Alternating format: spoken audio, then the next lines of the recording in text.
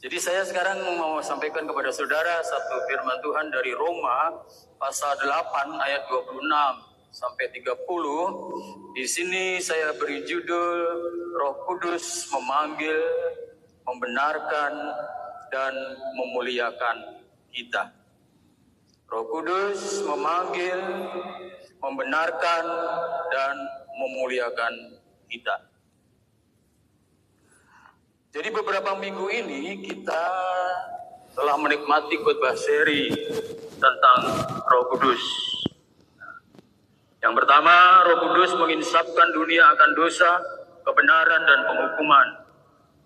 Itu berbicara tentang penginjilan, di mana Roh Kudus bekerja di dalam hati orang-orang yang disentuhnya melalui Injil, dan kemudian di situ diinsapkan juga bahwa mereka berdosa, bahwa mereka akan dihukum selama-lamanya, tetapi ada kebenaran yaitu Yesus Kristus Tuhan yang mereka bisa terima dan kemudian mereka diselamatkan. Yang kedua berbicara tentang Roh Kudus yang memproduksi buah roh dalam hidup kita, dan ini kita bedakan dengan buah dari daging. Ini dari Galatia pasal 5. Dan yang ketiga, Roh Kudus memenuhi dan memimpin kita. Dan ini membedakan kita dengan mabuk oleh anggur. Jadi minggu lalu itu tentang Roh Kudus yang memimpin kita, yang memenuhi kita. Dan kalau hidup kita ini dipenuhi oleh Roh Kudus, maka kita tidak hidup seperti orang yang dikuasai oleh anggur. Tuhan tidak menghendaki kita hidup dikuasai oleh anggur, tetapi Tuhan menghendaki kita hidup dipenuhi oleh Roh Kudus, sehingga kemuliaan Allah memancar dalam hidup kita dan kita menjadi terang bagi orang-orang di sekitar kita. Nah, hari ini kita akan merenung tentang Roh Kudus yang memanggil kita.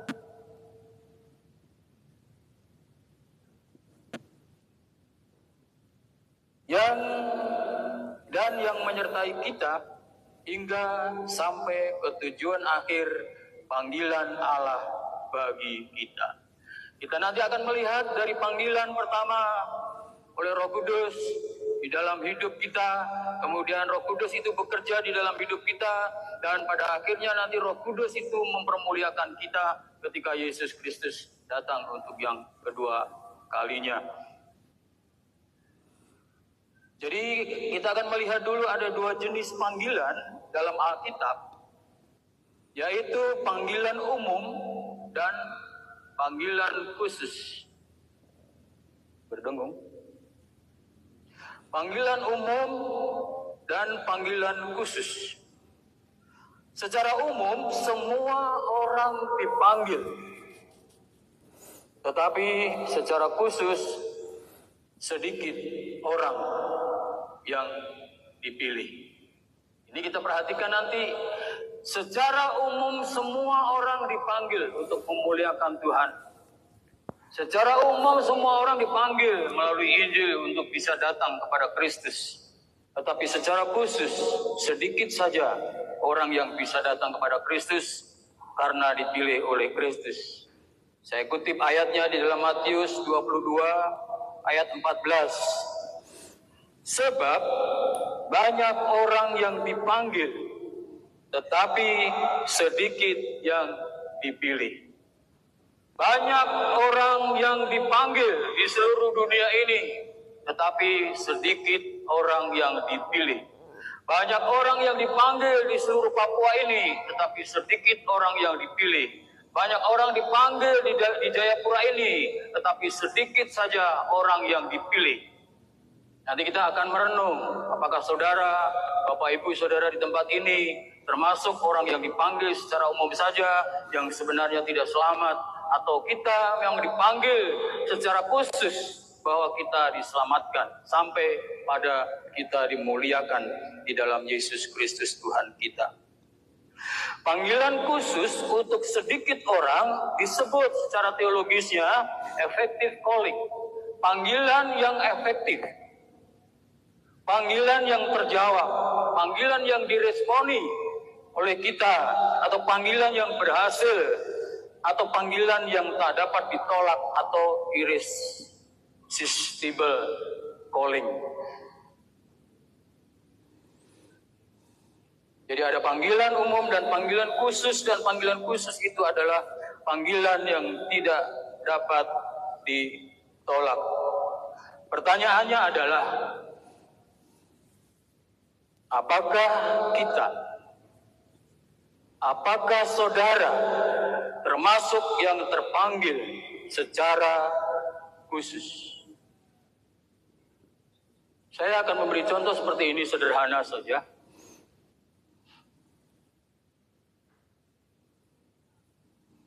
Eco misalnya. Eco ada panggilan secara umum bahwa ada penerimaan calon, kalau Eco itu apa ya? Bintara, Tamtama. Atau apa, Pak? Ya? Bintara, ya.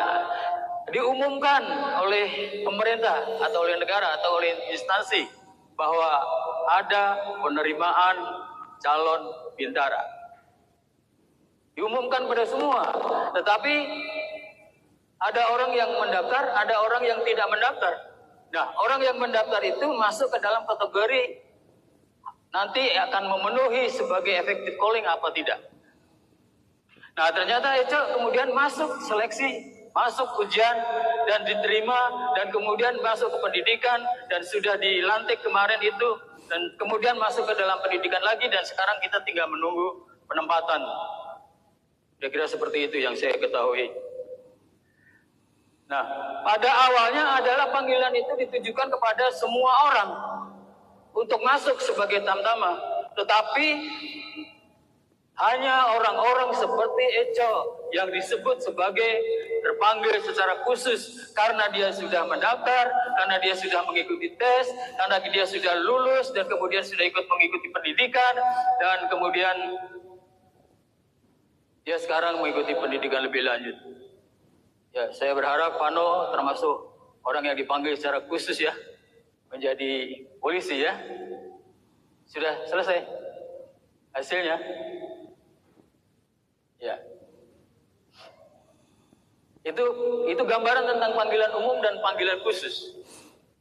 Secara teologis atau secara rohani kita melihat semua orang dipanggil oleh Injil, tetapi orang yang masuk ke dalam panggilan khusus adalah orang-orang yang meresponi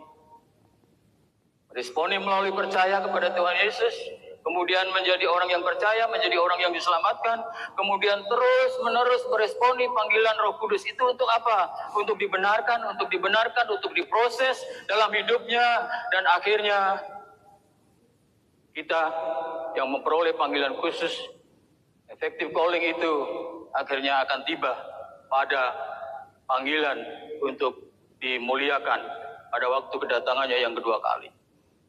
Saya berharap kita semua adalah termasuk orang-orang yang khusus dipanggil. Jadi kita mempunyai orang-orang yang dipanggil secara khusus untuk menjadi orang-orang yang militan di dalam pekerjaan Tuhan, di dalam pelayanan Tuhan.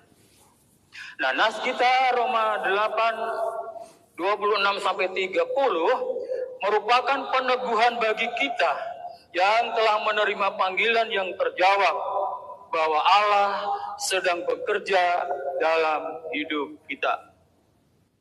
Allah bekerja bahkan dalam masa-masa sulit yang kita alami. Ya, pendidikan atau tes masuk itu tidak mudah. Kemudian setelah itu pendidikannya juga tidak mudah. Tetapi di dalam orang yang telah terpilih secara khusus ini ada pendampingan, ada penghiburan, ada pemeliharaan dari Allah. Karena Allah bekerja bahkan dalam masa-masa sulit yang kita alami agar kita mencapai tujuan akhir kita, yaitu dimuliakan bersama Kristus. Sekarang kita mau melihat di sini bagian yang pertama. Kita mau bertanya dulu, bagaimana Allah bekerja dalam hidup kita yang telah menerima panggilan efektif. Ya, saya mau sampaikan sedikit, mumpung saya ingat, tentang pertanyaan. Pertanyaan dalam meneliti atau menyelidiki kitab suci. Ya, Ya, kita beberapa kali ini, beberapa minggu atau beberapa waktu ini, setiap kali ada komsel, kita berikan pertanyaan-pertanyaan itu untuk dijawab. Supaya apa? Tujuannya bukan kalau saya lagi sedang dapat tugas, saya berkhotbah, jemaat itu mendengar saya khotbah dan kemudian lupa. Tetapi melalui pertanyaan-pertanyaan yang diberikan itu, jemaat berhadapan sendiri dengan Alkitab. Melalui pertanyaan-pertanyaan itu, jemaat merenung sendiri di dalam Alkitab. Dan kemudian jawaban-jawaban itu adalah jawaban dia sementara berkomunikasi atau berinteraksi dengan Tuhan, Roh Kudus. Ada firman yang dibaca, ada Roh Kudus yang mengajar, ada pembimbing atau pengkhotbah atau pemimpin kelompok itu yang memberikan pertanyaan-pertanyaan sehingga jemaat bisa memperoleh pemahaman dari Alkitab. Jadi pertanyaan-pertanyaan itu bukan pertanyaan cerdas cermat. Kalau pertanyaan cerdas cermat itu misalnya siapa bapaknya Abraham? Ada yang tahu bapaknya Abraham? Siapa anaknya Abraham? Ishak. Siapa anaknya Ishak? Yakub. Siapa anaknya Yakub? 12 dan sebagainya. Itu pertanyaan-pertanyaan cerdas cermat yang isinya hanya informasi saja, pengetahuan saja. Tetapi pertanyaan-pertanyaan yang kita berikan ketika kita menyelidiki firman itu, tujuannya adalah untuk memberi pengertian kepada kita melalui bertanya kepada ayat-ayat.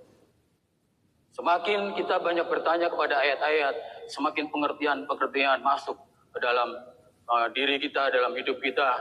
Dan ada pertanyaan yang informasi, mencari informasi, ada pertanyaan yang mencari mengerti, dan ada pertanyaan yang penerapan, bagaimana saya menerapkan nas ini. Jadi, mari kita belajar untuk memberikan pertanyaan-pertanyaan kepada nas ayat-ayat Alkitab. Ketika saya menyiapkan ini, saya mengajukan banyak pertanyaan supaya saya bisa mengerti. Nah, Roh Kudus di sini yang pertama adalah Roh Kudus berdoa untuk kita kepada Allah di dalam kelemahan kita. Yang pertama, Roh Kudus berdoa untuk kita kepada Allah di dalam kelemahan kita.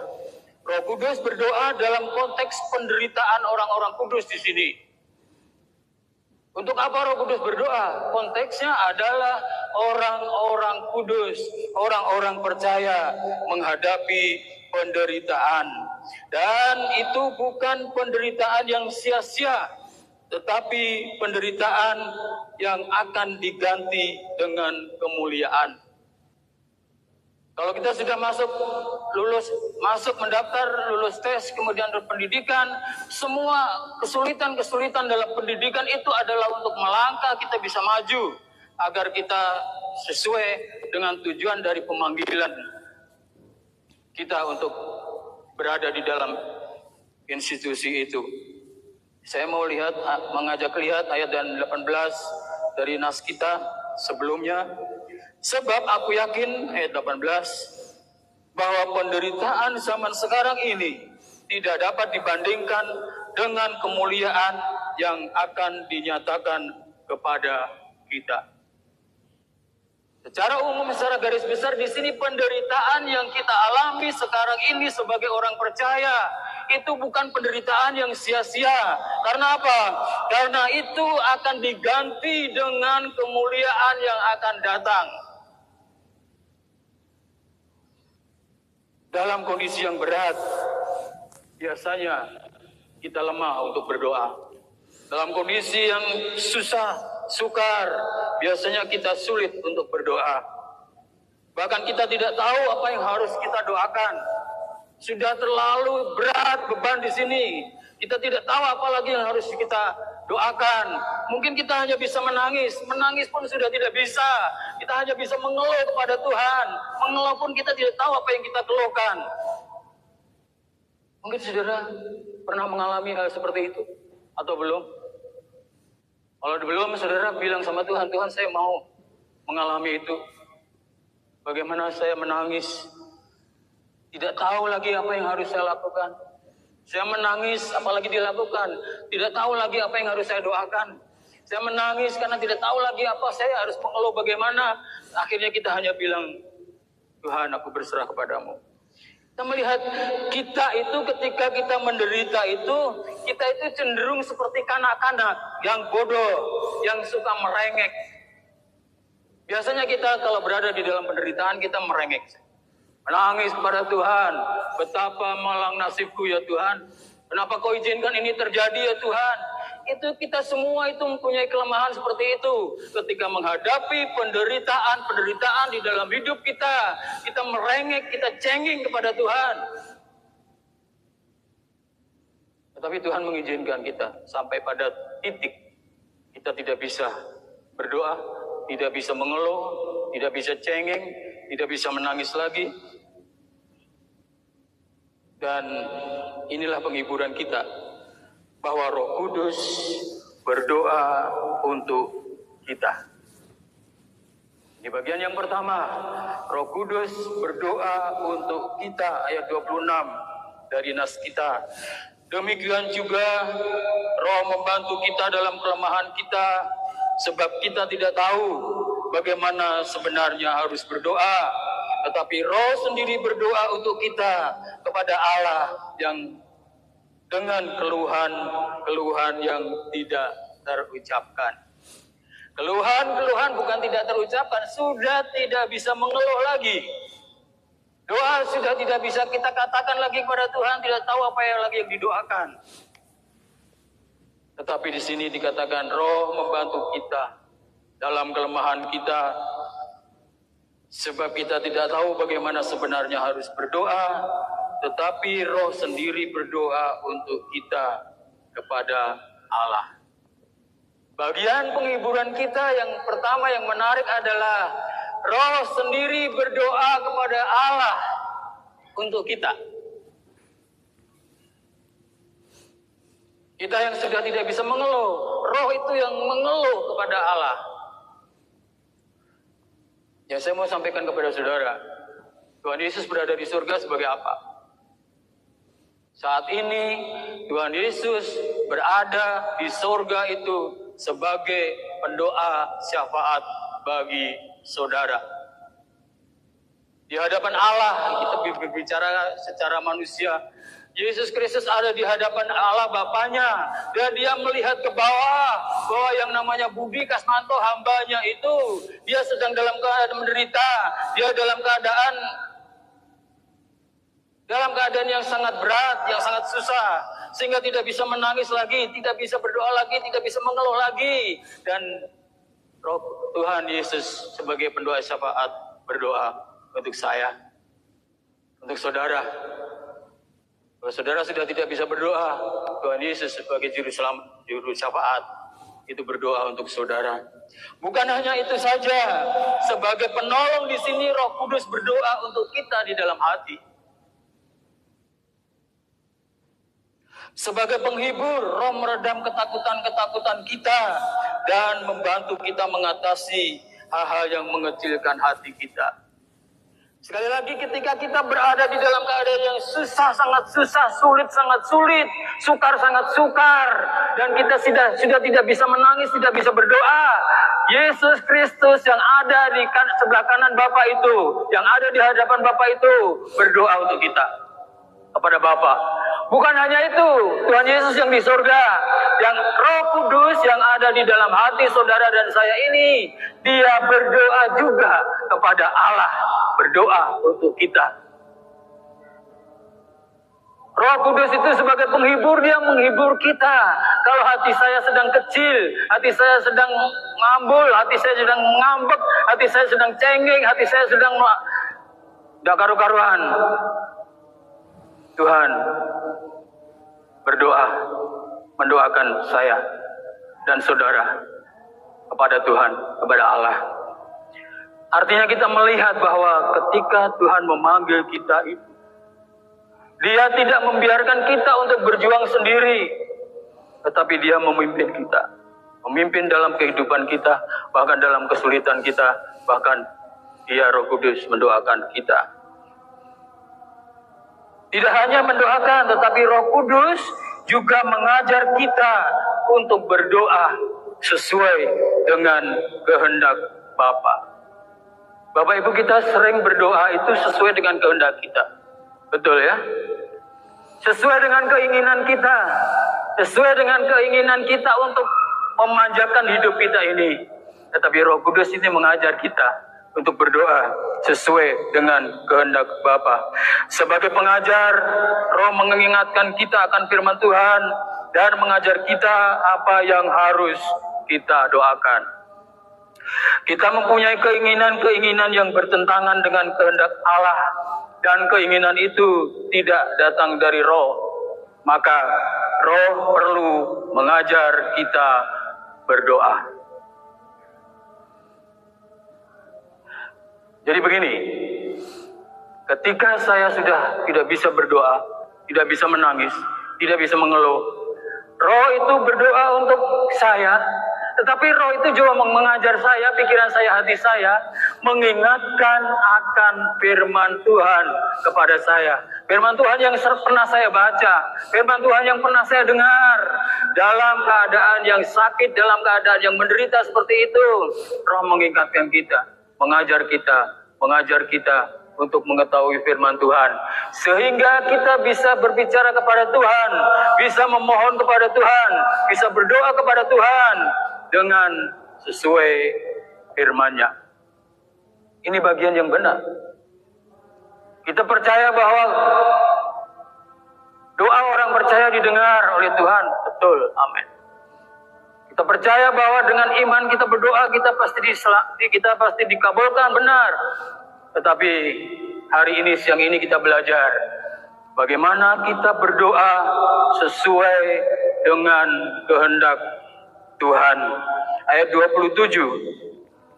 Dan Allah yang menyelidiki hati nurani mengetahui maksud Roh itu, yaitu bahwa ia sesuai dengan kehendak Allah berdoa untuk orang-orang kudus. Orang-orang kudus itu kita yang sedang menghadapi penderitaan, yang sedang menghadapi kesusahan, kesukaran, dan Roh itu berdoa untuk kita.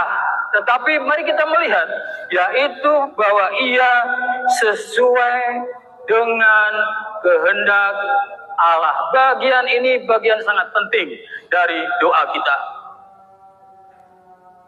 Kita sering berdoa sesuai dengan kehendak saya. Tuhan, saya mau ini, saya mau ini, saya mau ini, saya mau itu, dan sebagainya. Ketika kita menderita, Tuhan, tolong lepaskan penderitaan ini. Saya tidak kuat lagi. Itu kemauan kita. Tetapi Roh Kudus, Dia mengajar kita agar kita berdoa sesuai dengan kehendak Allah. Sesuai dengan kehendak Allah, artinya di dalam Roh, di dalam hati tidak pernah bertentangan dengan kehendak Allah. Roh Allah tidak pernah bertentangan dengan kehendak Allah, yaitu firman-Nya.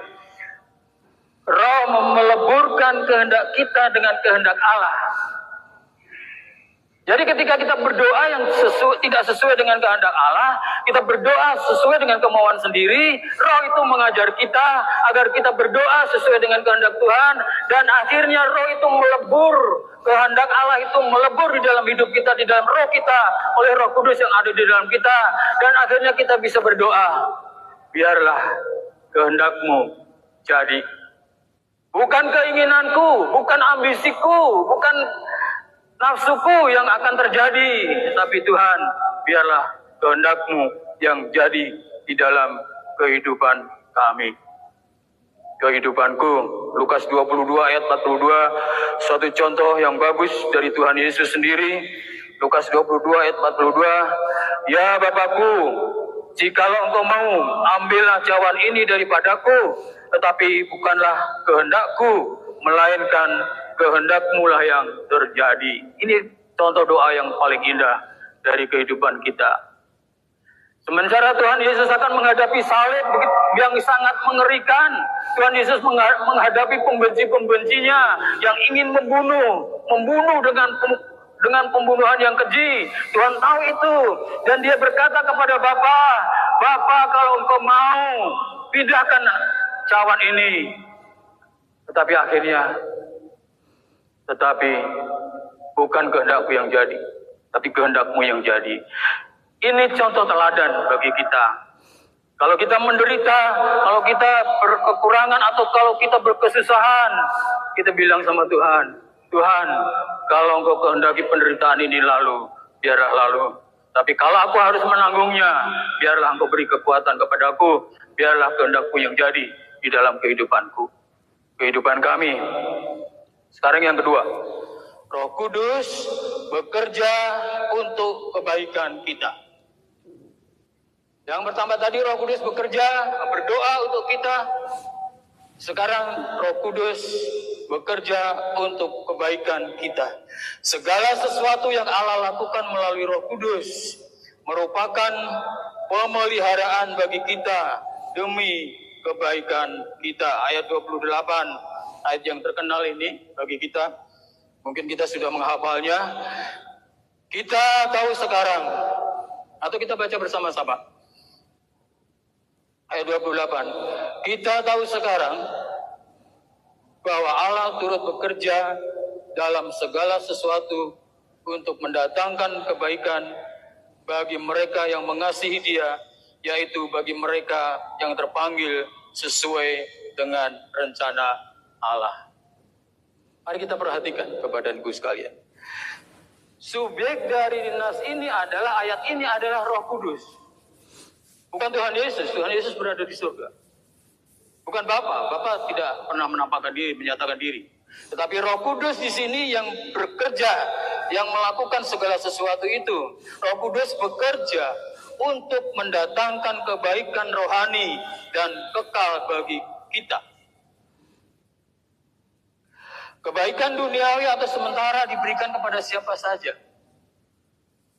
Jadi semua orang di dunia ini memperoleh kebaikan jasmani, kebaikan badani, kebaikan lahiriah dari Bapa. Tapi nas ini mengatakan yang dimaksud kebaikan di sini adalah kebaikan rohani bagi kita orang-orang yang percaya kepada Tuhan. Kebaikan duniawi atau sementara diberikan kepada siapa saja, tetapi kebaikan rohani berlaku bagi orang-orang kudus sejati. Saya senang dengan kata sejati, karena kita merasa kita sebagai orang-orang kudus, tapi sebetulnya tidak kudus. Kalau kata orang-orang kudus sejati itu benar-benar dia itu datang kepada Tuhan, sudah diselamatkan, dan di dalam hidupnya itu dia diproses sedemikian rupa, dan itulah orang-orang kudus yang sejati. Dikatakan di sini bagi mereka yang mengasihi Allah. Jadi ciri utama orang yang telah menerima panggilan keselamatan, ciri utama dari orang-orang kudus sejati adalah mengasihi Allah. Orang yang mengasihi Allah mencurahkan jiwa terhadap Allah sebagai kebaikan utama dan tujuan tertinggi. Jadi kalau saudara sudah dipercaya kepada Tuhan Yesus, saudara menikmati kasih agape dari Allah, maka saudara di dalam hati saudara akan muncul kasih kepada Allah, dan kasih itu mesti berkembang, mengasihi dengan segenap hati, mengasihi dengan segenap jiwa, mengasihi dengan segenap kekuatan, mengasihi dengan segenap akal budi. Artinya ini mengasihi Allah secara totalitas. Dan itulah yang dimaksud dari Roma 8 ayat 28 ini, bahwa semua apa yang terjadi dalam kehidupan kita itu akan mendatangkan kebaikan bagi orang-orang yang mengasihi Dia secara totalitas. Bagi orang-orang yang mengasihi Dia, orang-orang kudus yang sejati. Ya, ayat dalam Markus 12:30 ayat terkenal, kasihilah Tuhan Allahmu dengan segenap hatimu dan dengan segenap jiwamu dan dengan segenap akal budimu dan dengan segenap kekuatanmu. Jadi orang yang mengasihi Allah, dia akan mengasihi secara totalitas. Kalau kita mengasihi Allah, kasih kita kepada Allah itu akan membuat semua pemeliharaan ilahi terasa manis. Jadi sementara kita menderita, untuk orang-orang yang tidak mengasihi Allah, dia akan mengeluh, dia akan berpikir yang negatif dan sebagainya. Tetapi kalau dia sudah orang yang sudah mengasihi, yang sudah merasakan kasih Allah, maka dia akan mengasihi Allah, dan mereka akan menikmati bahwa Tuhan sedang memelihara dia. Tuhan sedang memelihara kita di dalam kesulitan kita. Dan mereka yang mengasihi Allah memanfaatkan sebaik-baiknya segala hal yang dilakukan Allah. Jadi begini, Bapak Ibu. Saya tadi pesan Maxim. Ya sudah 2 kali atau 3 kali pesan Maxim. Dan benar terus masuk gang anggur dan masuk. Tetapi tadi orang ini belum tahu katanya, belum hafal. Jadi dia masuknya ke ujung sebelah sana dari Pak Bu Marlin itu apa gang ya Matoa. Bang Matoa dia masuk kemudian ke belok ke kiri kan bisa di belakang gang anggur itu toh. Nah dia ada di situ. Dan saya sudah mulai gelisah ini. Wah, mau marah-marah ini bagaimana, guys? Ya telepon dia, Bapak balik, lebih baik Bapak balik, Bapak cari hotel fungsi saja, dan saya sudah di depan itu, saya sudah jalan dari rumah itu keluar. Akhirnya jadilah begitu. Tetapi hati saya itu sudah mengeluh kepada Tuhan. Aduh, nanti saya terlambat, nanti saya mengalami bagaimana tidak enak dan sebagainya. Saya bisa marah-marah sama supir. Bapak supir ini bagaimana ini? Saya sampai terlambat dan sebagainya. Itu saya. Artinya ketika kita mengalami hanya masalah yang kecil gitu, kita sudah mengeluh. Saya sudah mengeluh di dalam hati saya. Dan kemudian saya berada di mobil, sudah ketemu dia. Oh, Bapak baru ya? Iya, saya baru dan saya belum tahu jalan ini. Oke, mari kita berangkat ya. Gitu. Jadi saya mau bicara soal kalau menderita sedikit jangan cepat-cepat untuk marah. Ya, menderita sedikit jangan cepat-cepat untuk mengeluh ya.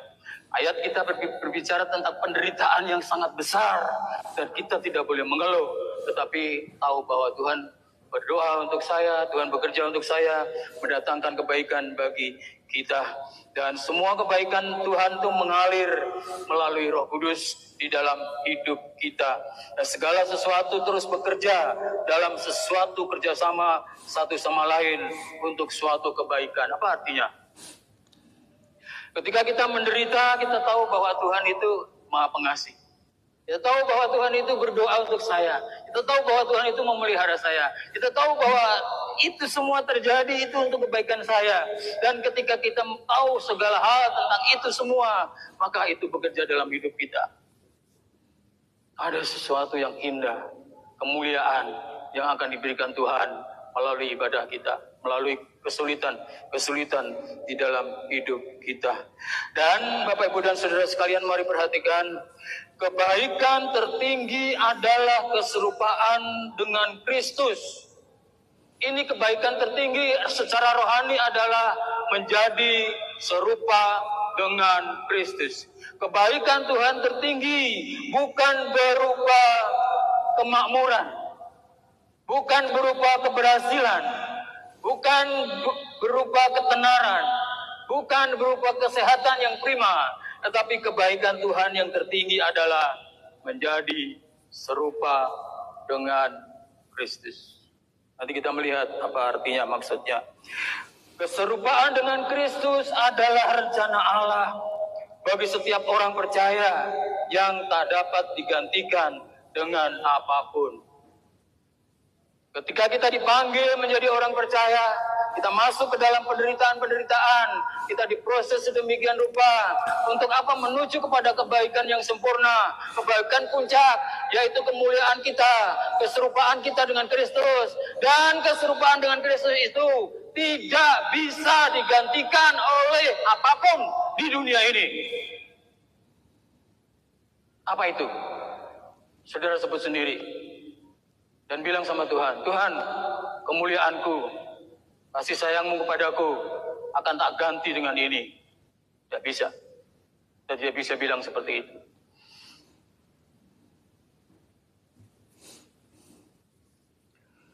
Dan sekali lagi, janji ini terbatas bagi mereka yang mengasihi Allah.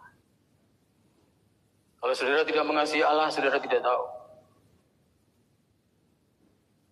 Yang mengasihi Allah, yang telah menerima panggilan efektif, yang telah menyerahkan diri kepada Kristus. Jadi apakah saudara telah menyerahkan diri kepada Kristus di dalam panggilan yang efektif? Sekarang kita mau melihat yang ketiga, bagian yang terpenting dari nas ini. Roh Kudus berperan dalam pemanggilan, pembenaran, hingga pemuliaan kita. Mari kita lihat pekerjaan Roh Kudus sejak awal panggilan hingga puncak panggilan kita. Jadi kita melihat, mari urut-urutan panggilan sampai pemuliaan. Yang ayat yang ke-29 di sini dipilih dan ditentukan. Sebab, ayat 29. Sebab semua orang yang dipilihnya dari semula, mereka juga ditentukannya dari semula untuk menjadi serupa dengan gambaran anaknya, supaya ia, anaknya itu, menjadi yang sulung di antara banyak saudara. Ada kata di sini, dipilih dari semula dan ditentukannya dari semula. Kata dipilih dari semula itu artinya dikenal atau diketahui dari semula. Jadi kalau kita berbicara tentang pilihan Allah, Allah itu dari jauh sudah melihat ke depan. Dan dia menentukan, menentukan seorang yang bernama Budi. Kalau kita baca di dalam Alkitab juga, Yeremia misalnya, sejak dari kandungan aku sudah mengenal engkau, dan aku sudah membentuk engkau, itu adalah satu bagian dari pemilihan di masa lalu. Sudah ditentukannya di masa lalu.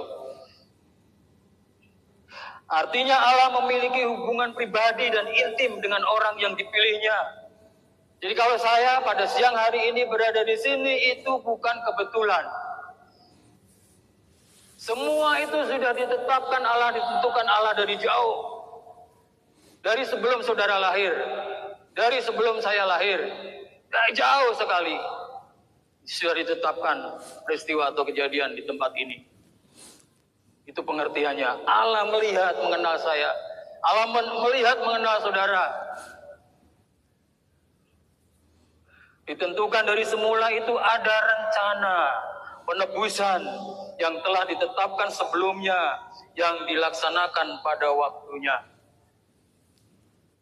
Jadi kalau kita bicara tentang yang Alkitabiah di dalam Kejadian 3 ayat 15, di situ setelah Adam dan Hawa jatuh ke dalam dosa, maka Allah berbicara kepada mereka, kepada Hawa, bahwa aku akan menjadikan permusuhan antara engkau dan keturunanmu dan keturunan, kepada ular ya, kepada ular, bahwa aku akan menjadikan permusuhan antara keturunanmu dan keturunan perempuan ini. Keturunanmu akan meremuk. Keturunan perempuan ini akan meremukkan kepalamu, dan keturunanmu akan meremukkan tumitnya. Itu adalah janji nubuatan yang ke belakang sudah direncangkan oleh Allah, dan itu dinyatakan kepada Abraham, Adam, dan Hawa. Dan kemudian sekarang itu dinyatakan di dalam kita, bahwa ada rancangan penebusan yang disesuaikan dengan waktunya. Yesus datang ke dalam dunia ini untuk mati di salib, itu sudah ditentukan. Yesus datang ke Jayapura ini dan memanggil saudara-saudara, itu sudah ditentukan. Dan sekarang kita bersama dengan Allah semoga kita semua adalah orang-orang yang telah ditentukan dari awal untuk dipilih dan dimuliakannya. Kita dipilih bukan hanya untuk mendapat surga ketika kita mati. Sekali lagi, bukan kita dipilih kemudian, Budi, kamu saya beri surga. Itu benar juga, satu bagian yang benar.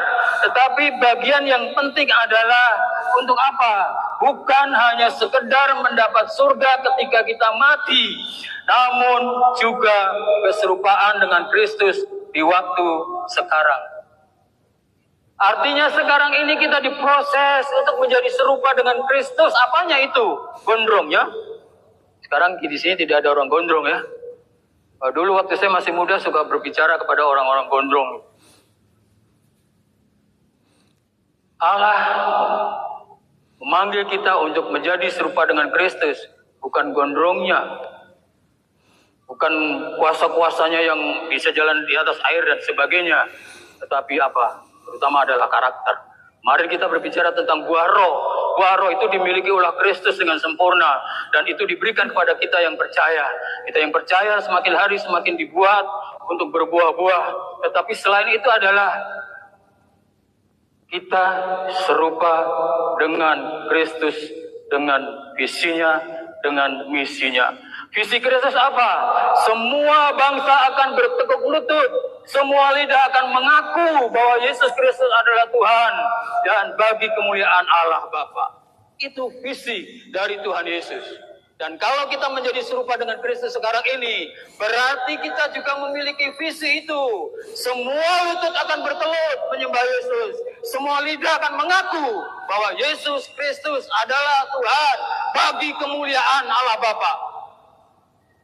Kalau saudara belum punya visi itu, tidak punya misi itu, mungkin saudara belum dipanggil secara efektif. Mungkin 2-3 hari lagi, mungkin 2-3 minggu lagi, atau mungkin yang akan datang dan sebagainya. Tapi minta kepada Tuhan. Tuhan beri visi itu. Beri visi. Saya mau serupa dengan Engkau di dalam visi kerajaan Allah. Menjadi serupa dengan gambaran anaknya. Ini adalah kebenaran utama dari nas kita ini. Ini adalah sasaran dari kekristenan. Ya. Gambar Allah yang telah diberikan kepada manusia saat penciptaan akan dipulihkan.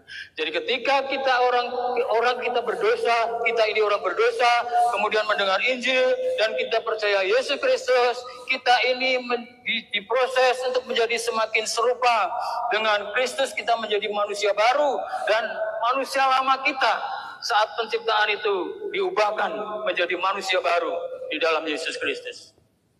Itu pengertiannya seperti itu. Kolose 3 ayat 10. Kolose 3 ayat 10.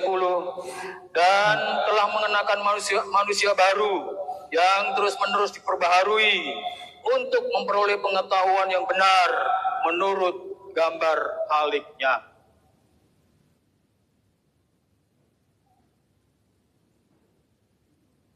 Jadi kita yang sudah percaya ini telah menjadi manusia baru, mengenakan manusia baru, dan kita akan terus-menerus diperbaharui. Kita akan terus-menerus diproses.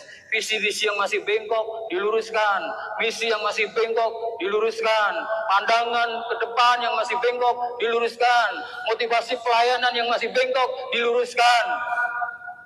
Sehingga kita punya motivasi, satu motivasi, memuliakan Allah di dalam kehidupan kita berjemaat di GBI Santa Rosa, Jayapura.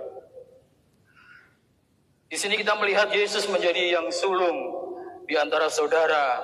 Anaknya itu bagian dari ayat yang kita sudah baca di atas, ayat 29.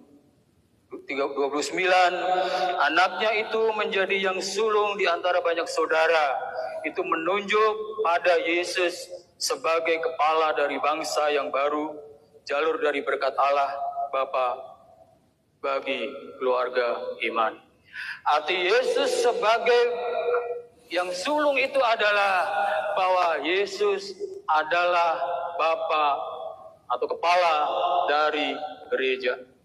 Yesus adalah kepala dari orang-orang percaya. Yesus adalah kepala dari jemaat, dan Yesus adalah pemimpin kita. Saya pemimpin secara organisasi, tapi Yesus pemimpin secara rohani di dalam kerajaan Allah, dan Dia memberi mandat kepada saya untuk mengajarkan hal-hal rohani kepada saudara.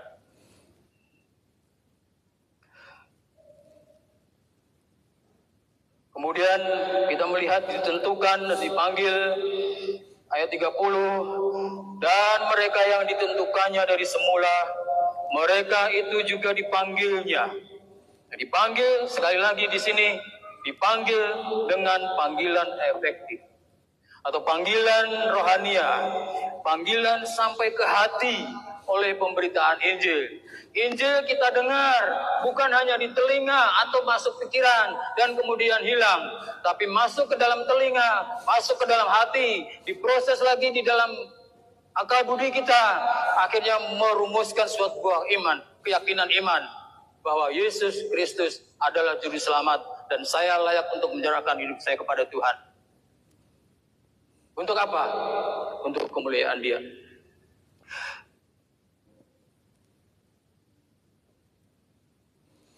Semua orang yang sejak dari kekekalan ditentukan Allah untuk diberi anugerah dan kemuliaan, betul-betul dipanggilnya dalam kegenapan waktu dan panggilan itu terlaksana. Panggilan efektif, irresistible calling, effective calling itu kita terima dan kita tidak menolaknya, tapi kita meresponinya.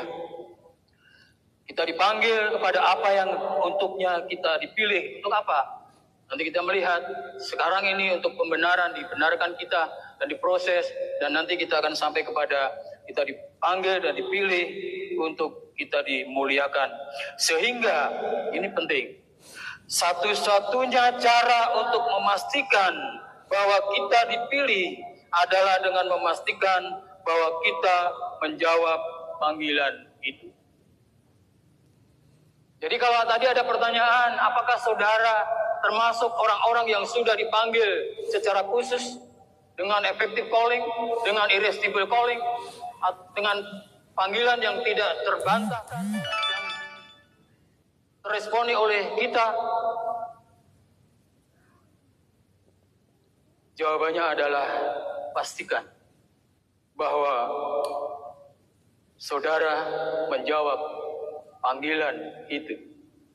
Bagaimana menjawabnya? Satu ayat di dalam 2 Petrus saya akan bacakan. 2 Petrus 1 ayat 10. 2 Petrus 1 ayat 10. Karena itu saudara-saudaraku, berusahalah sungguh-sungguh supaya panggilan dan pilihanmu makin teguh. Sebab jikalau kamu melakukannya, kamu tidak akan tersandung. Jadi ada pilihan, dan apabila panggilanmu kamu benar-benar orang sudah dipanggil, supaya nyata pasti bahwa panggilanmu itu panggilan yang benar, maka panggilanmu itu harus menjadi semakin teguh. Caranya adalah berusahalah sungguh-sungguh. Berusahalah sungguh-sungguh itu bukan usaha awal kita untuk memperoleh keselamatan. Berusaha sungguh-sungguh itu adalah untuk apa? Mengikuti proses. Mengikuti proses pendaftaran, seleksi, mengikuti proses untuk pendidikan dan sebagainya, mengikuti proses dan selanjutnya sampai kenaikan pangkat dan seterusnya. Dan orang-orang yang sungguh-sungguh dipanggil akan lulus dari situ.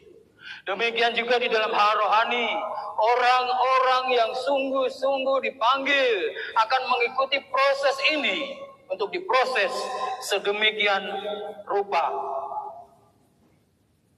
Dan kita harus bersungguh-sungguh meresponinya, mentaatinya, merendahkan diri, menyerahkan hidup kita kepada Tuhan. Bagian berikutnya dipanggil dan dibenarkan. Dan mereka yang dipanggilnya, mereka itu juga dibenarkannya. Semua orang yang dipanggil dan menjawabnya, mereka itu dibenarkan. Dibenarkan artinya dihapuskan dari kesalahan dan diterima sebagai orang benar melalui Yesus Kristus.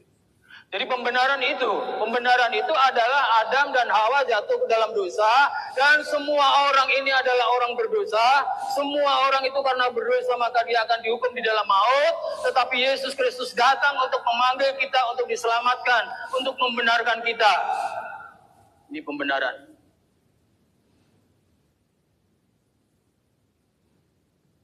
Tidak ada dosa lagi yang dulu mereka perbuat atau kita perbuat akan muncul menentang mereka untuk menghukum mereka. Jadi tidak ada dosa lagi masa lalu kita yang akan datang untuk menentang kita supaya kita dihukum. Tidak ada kesaksian yang memberatkan saya karena pembenaran sudah dikerjakan oleh Roh Kudus. Penghakiman dihapuskan. Mereka tidak lagi dipandang sebagai penjahat. melainkan diakui dan dikasihi sebagai sahabat dan orang kesayangan. Bukan lagi kita penjahat, bukan lagi kita pemberontak, tetapi kita dipandang oleh Allah sebagai kesayangan, sebagai sahabat.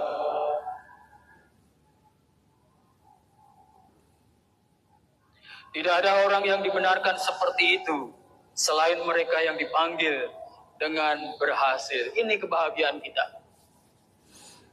Banyak orang masuk Kristen, menjadi Kristen, berada di dalam gereja, tapi mereka sebenarnya belum dipanggil secara efektif, belum dipanggil secara khusus, sehingga mereka hanya di gereja juga hanya begini saja. Tetapi orang-orang juga saudara panggil Tuhan dengan panggilan khusus. Saudara meresponinya dengan sungguh-sungguh. Saudara akan melakukan apa saja di sini bersama dengan keluarga kita di tempat ini. Untuk apa?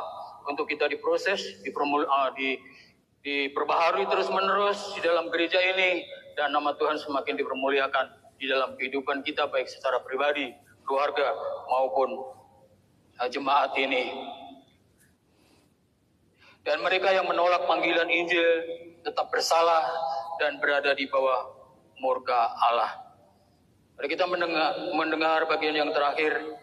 Dibenarkan itu kita dimuliakan, dan mereka yang dibenarkannya, bagian dari ayat 30, mereka itu juga dimuliakannya.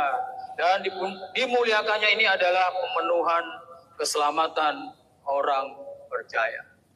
Percaya, beriman, diberi keselamatan, kemudian diproses dalam pembenaran, dan kemudian terus-menerus diproses, dan akhirnya dimuliakan, dan kita memperoleh keselamatan itu secara sempurna ketika Yesus datang yang kedua kalinya. Ini akan terjadi pada hari kebangkitan ketika mereka atau kita dikaruniai tubuh rohani baru dan dipersatukan sepenuhnya dengan Allah Tritunggal, Bapa, Putra, dan Roh Kudus. Dan dipersatukan satu sama lain. Ini menarik bagian dari kita. Keselamatan itu bersifat pribadi. Saya selamat secara pribadi karena saya percaya. Tetapi pemulihan saya dengan Tuhan itu, saya dikembalikan, hubungan saya dengan Tuhan itu menjadi indah, menjadi sesuatu hubungan yang harmonis. Itu diterapkan di dalam kehidupan kita bersama-sama. Kalau saya adalah orang percaya dan orang sudah diselamatkan, hidup sudah diperbaharui, dan saudara-saudara semua adalah orang-orang yang sudah diselamatkan dan hidup diperbaharui, maka ada hubungan di antara kita ini, hubungan yang indah.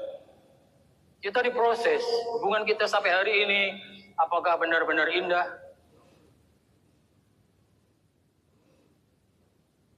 Apakah kita mau berdoa untuk Tuhan, perindah persekutuan kami di dalam Engkau sebagai keluarga Allah? Kita mau terus maju dengan itu. Karena kuasa kebinasaan sudah dihancurkan dan kebersalahan dosa dihapuskan dalam pembenaran, maka tidak ada lagi yang bisa menghalangi jiwa untuk mendapat kemuliaan. Sekali lagi saya senang dengan menyampaikan ini. Kita dipilih, ditentukan, dipanggil oleh Injil, dan setelah dipanggil percaya kita dibenarkan, dan setelah pembenaran itu kita akan dimuliakan pada akhirnya nanti. Diproses terus.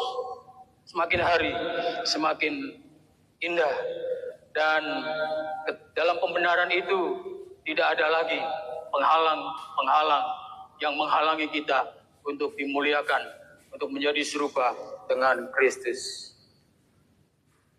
Bapak, Ibu, dan saudara sekalian, mari perhatikan. Pemuliaan itu akan terjadi pada masa akan datang. Ya, kita dipilih, dibenarkan, dan pada saatnya akan dipermuliakan. Itu terjadi pada masa yang akan datang. Tetapi dibicarakan di dalam nas ini sebagai sesuatu yang sudah dilakukan. Tuhan sudah melakukan kepada kita bahwa kita adalah orang-orang yang dimuliakan. Artinya kita akan dimuliakan. Karena apa? Walaupun itu terjadi pada masa yang akan datang, tetapi itu sudah dipastikan kita akan menerimanya. Kita akan dimuliakan di dalam Kristus. Itu pengertian dari nas ini karena sudah pasti. Janji Tuhan itu pasti. Pengharapan tidak mengecewakan. Karena roh itu, kasih itu sudah dicurahkan di dalam hidup kita melalui Roh Kudus yang diberikan kepada kita. Kesimpulan, Allah beserta kita melalui Roh Kudus yang diam dan bekerja di dalam kita. Roh Kudus berdoa kepada Allah untuk kita dalam segala kelemahan dan penderitaan kita. Roh Kudus itu berkarya untuk kebaikan kita, mulai dari pemanggilan kita menjadi orang percaya, pembenaran kita, dan pemuliaan kita di masa datang. Penerapan. Dalam menghadapi keadaan yang sangat berat, mungkin kita merasa tidak bisa berdoa dan tidak tahu apa yang harus kita doakan. Tetaplah berdoa. Tetap berdoa meskipun kita sudah tidak tahu apa lagi yang harus kita doakan. Serahkan hidup saudara kepada Tuhan dan biarkan Roh Kudus berdoa untuk saudara. Pandanglah kemuliaan atau kebahagiaan sempurna yang akan saudara terima sebagai ganti penderitaan saudara saat ini.